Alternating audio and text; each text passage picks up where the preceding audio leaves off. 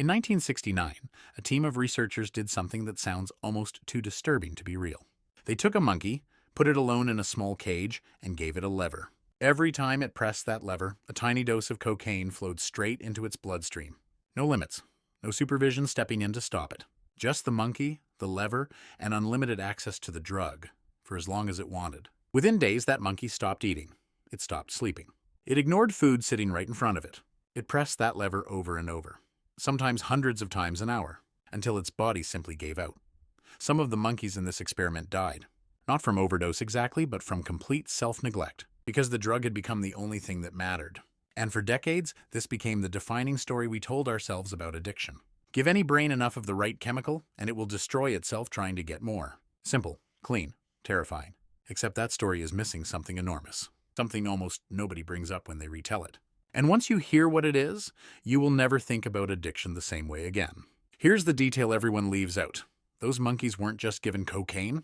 They were also completely alone, isolated in small individual cages, with nothing to do, no other monkeys to interact with, no toys, no stimulation, no social contact of any kind, just 4 bare walls and a lever. Now, monkeys, like humans, are deeply social animals. In the wild, a monkey spends its entire day embedded in a complex web of relationships, grooming, playing, competing, forming alliances, raising offspring, navigating a constant stream of social information. Take all of that away, and you're not looking at a normal monkey anymore. You're looking at an animal whose entire behavioral repertoire has nothing left to attach to.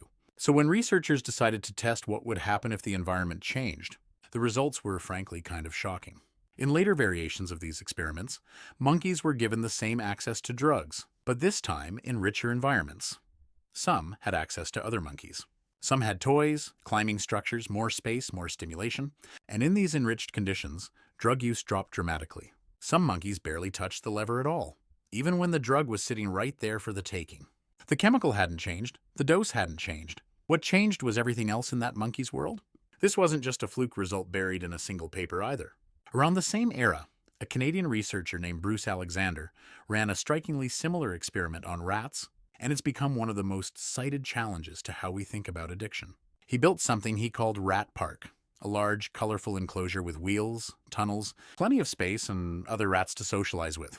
Then he gave the rats access to morphine-laced water alongside plain water and let them choose. In standard isolated cages, rats consistently chose the drugged water over and over, sometimes until it killed them, echoing exactly what happened with the isolated monkeys. But in Rat Park, something completely different happened. The rats mostly ignored the drugged water. Even rats that had already become dependent on morphine in isolation, when moved into Rat Park, dramatically reduced their intake, going through withdrawal and choosing the social, stimulating environment over the drug. Alexander's conclusion was blunt and honestly a little uncomfortable. Addiction, he argued, might not primarily be a property of the drug itself. It might be a property of the environment the drug is offered in. A caged, isolated animal with no stimulation and no social connection will find something to fill that void. And if the only thing available to fill it is a lever that floods its brain with dopamine, it will press that lever until it destroys itself. Not because the chemical is uniquely evil, but because the animal has absolutely nothing else. Now, here's where this gets uncomfortably close to home, because humans are not so different. For most of our evolutionary history, we lived in exactly the kind of dense social environment those enriched monkeys and rats had.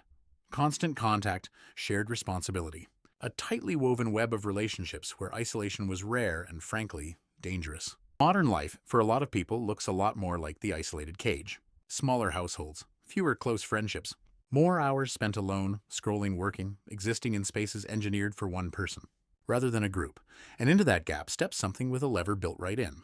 Your phone buzzes with a notification, and dopamine fires. You take a hit, a drink, a bet, and dopamine fires. The chemical mechanism is the same one those isolated monkeys were exploiting. Except now, the lever is in your pocket, disguised as convenience. This doesn't mean addiction is simple, and it definitely doesn't mean the biology doesn't matter. Genetics, brain chemistry, trauma, mental health, these all play real significant roles. And no single experiment on animals fully explains something as complicated as human addiction. Researchers have pushed back on parts of Alexander's original Rat Park study too, pointing out methodological issues and mixed replication results over the years. Science on this is still actively debated, not settled. But the core insight, that the environment around a vulnerable brain matters enormously, that isolation and lack of meaningful stimulation make compulsive drug seeking dramatically more likely. That part has held up again and again across different studies and different species. It's not that connection cures addiction like a magic switch. It's that disconnection loads the gun. Think about what this means for how we've traditionally treated addiction in humans. For decades, the dominant approach was largely punitive. Isolate the addict. Remove them from their environment. Lock them away, often literally alone, and expect the compulsion to simply fade. But if isolation is part of what creates and sustains the compulsive behavior in the first place, then removing someone's social connections might be doing the exact opposite of what actually helps. Some of the most effective modern addiction treatment approaches now explicitly build in the thing Rat Park had: community, purpose, meaningful connection, alongside medical treatment. Not instead of understanding the biology, but as a genuinely necessary part of the picture. So let's go back to that first monkey, alone in a bear cage, pressing a lever until its body gave out. For a long time, the story we told was that the drug simply won, that biology is destiny, that a strong enough chemical will always beat a brain. But look closer, and the real story is stranger and somehow more hopeful than that. It wasn't just a chemical against a brain. It was a chemical against an empty, isolated life, with absolutely nothing else competing for that brain's attention. Give that same brain a reason to engage with the world, other minds to connect with, something worth doing, and the equation changes completely. Addiction in this light isn't just a failure of willpower or a flaw in brain chemistry.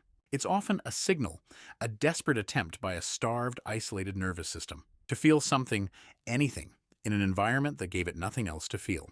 And that reframes the question entirely. Maybe the opposite of addiction was never sobriety? Maybe, at least in part, it was connection all along.